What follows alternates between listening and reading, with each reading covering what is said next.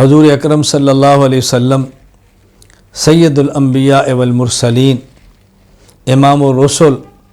خاتم النبیین، سبب وجود کائنات، یہ ہمارے ایمان کا جزو لا ینفک ہیں، ہمارے ایمان کا بنیادی حصہ ہیں۔ آپ کی ذات گرامی پر کوئی آنچ نہیں آنے دے گی، آپ کی ذات کے بارے میں کوئی بات برداشت نہیں ہوگی۔ اس پر ہمارا مال، ہماری جان، ہماری اولاد،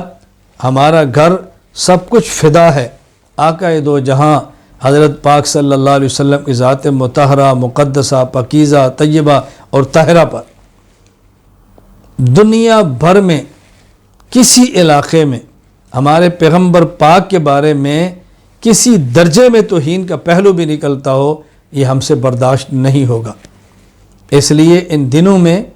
جو رسالت مآب صلی اللہ علیہ وسلم کے خاکے بنا کر توہین کی گئی ہے، اللہ ان کو ہدایت دے، ان کے مقدر میں ہدایت نے اپنے کرم سے چن چن کے ختم فرمائے۔ مسلمانوں کے ایمان کا تقاضا ہے ایسوں کی مصنوعات کا بائیکاٹ کریں۔ مسلمان کے ایمان کا تقاضا ہے کہ اگر کہیں احتجاج ہو تو اس میں شریک ہوں، اپنے ایمان کا اظہار کریں، اور جو کچھ آقا نامدار صلی اللہ علیہ وسلم کے ساتھ محبت کرتے ہوئے آپ اپنی وابستگی کا اظہار کر سکتے ہیں وہ کریں، کمی نہ کریں۔ ہاں، حدود سے تجاوز نہ کریں، املاک کو نقصان نہ پہنچائیں،